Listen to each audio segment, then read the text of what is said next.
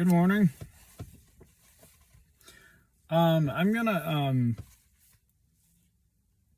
gonna break off of courage for a little bit, just to give us a wider perspective of enlightenment and making our way up the levels of consciousness. So this says once you cross the critical line of courage, which is 200 hertz, and that's one of the reasons I'm laboring like really detailed into courage. So it says once you cross the critical line of courage, which is 200 hertz, the rest becomes accessible. So all the upper levels of consciousness become accessible. The more you advance, the more you are likely to further advance. And the more you advance from wanting to advance, the more advanced you get to be.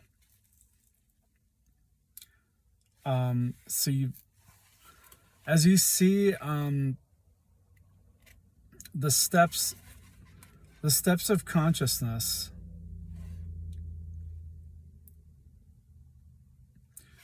well, like it says, over 200 hertz, which is courage, a different view opens up. You see that the ego's loss is usually the spirit's gain. Yeah, that's a different topic. But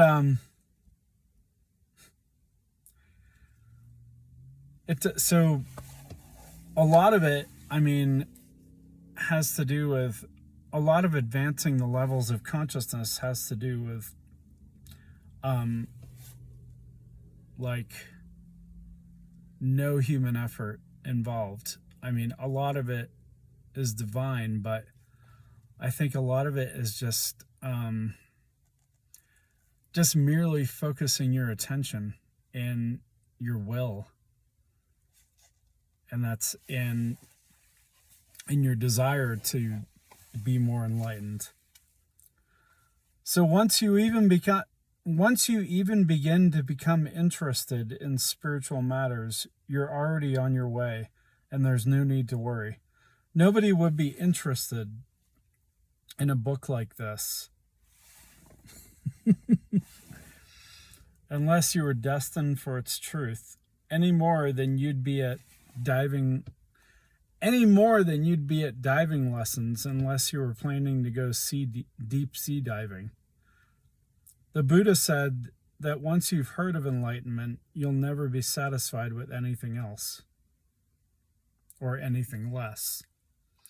To merely have heard of it already imprints your consciousness.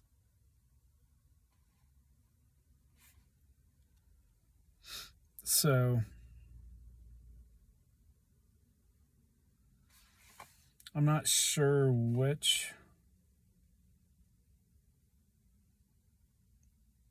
I'm going to go over these. He kind of sums up 12 spiritual facts as he writes them. And then at some other time, I'll get into the conclusions. So I'm kind of going back and forth. 12 spiritual facts. Number 1, the living proof of God's love and will for you is the gift of your own existence.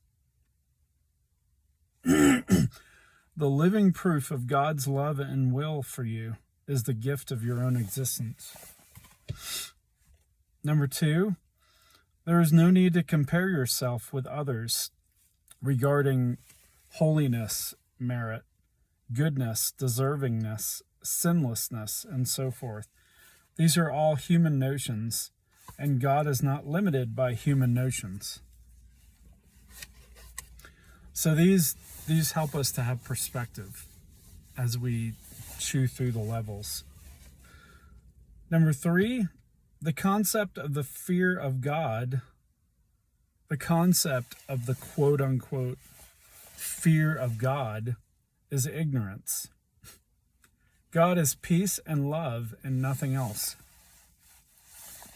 Number 4, the depiction of God as a judge,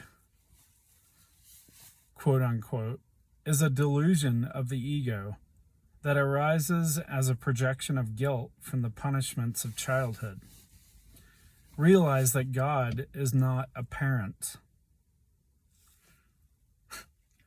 That's what it says. Realize that God is not your parent. That's a big thing, because in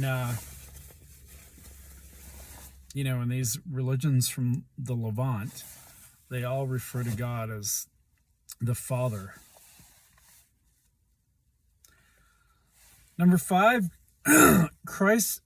Jesus Christ's teaching was simply to avoid the negativity, the negative calibrated levels below 200. And the goal of his teaching was for his followers to reach unconditional love, which we'll get to, which is all the way up to 540. He knew that once the level of unconditional love was reached, the soul's destiny after death was certain and the soul was safe. This is essentially the same conclusion taught by the world's great religions.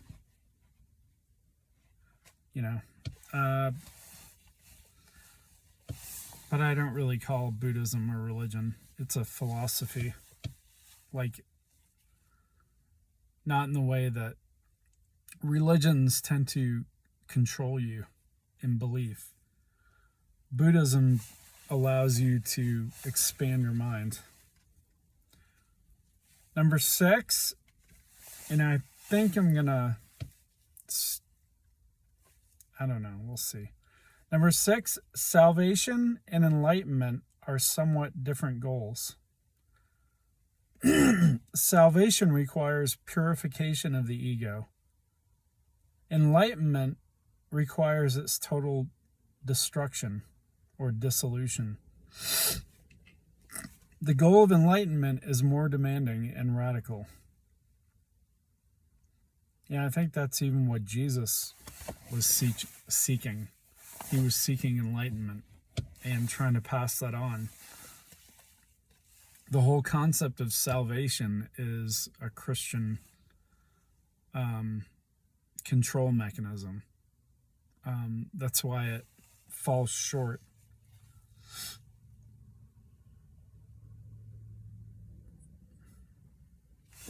Number 7, it is not a personal you who is seeking enlightenment, but an impersonal quality of consciousness that is the motivator. Spiritual inspiration and dedication carry forth the work. Number 8, comfort. Comfort replaces insecurity when you realize that the most important goal has already been accomplished. That goal is to be on the road of spiritual dedication. Spiritual development is not an accomplishment, but a way of life. It is an orientation that brings its own reward, and what is important is the direction of your motives.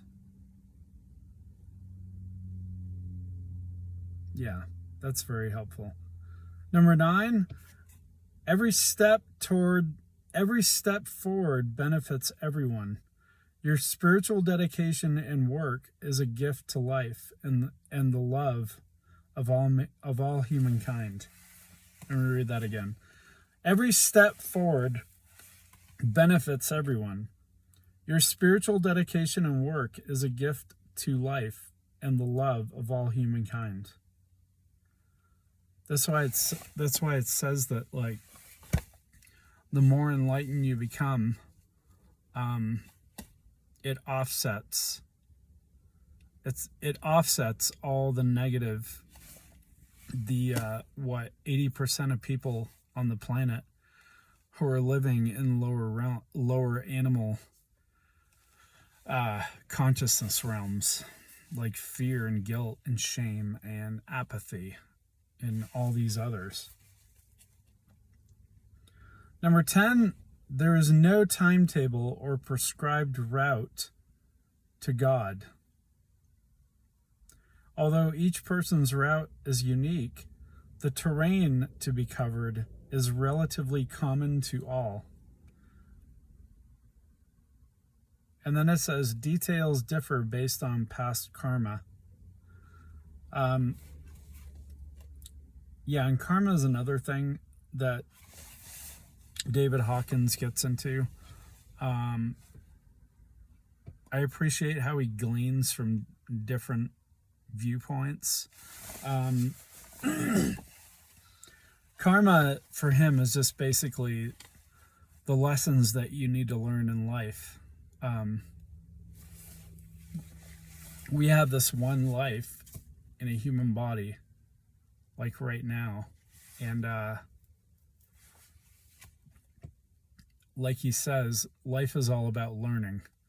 The goal of life is to learn your lessons, and that way you merit, when you die, you merit your soul's destination after that.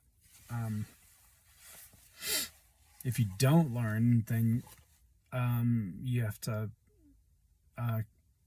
come back maybe in a different form and relearn your lessons. Number 11, intense prayer augments dedication and inspiration and facilitates progress. Intense prayer or meditation or rumination, like Thoreau said, walk, like ruminating as you walk, meditating, prayer. Some people don't pray because of the, religious connotations to it, but all those things are paths toward like expanding our consciousness. And number 12, and I'll leave it here. The grace of God, as he terms it, is available to all. The strength of the ego can be quite formidable, and without the assistance of the power of higher spiritual beings, it cannot of itself be transcended. However, the power of the consciousness of every great teacher or avatar who has ever lived still remains. Historically, the grace of the sage is available to the committed spiritual seeker. To focus on a teacher or their teachings by meditation makes the power and energy of that teacher available to call upon. It is the will of every truly enlightened sage that every student succeed, not just members of a particular group. Just as the individual seeker benefits all mankind, so too does the enlightenment of the teachers benefit the seeker. There are no requirements or obligations.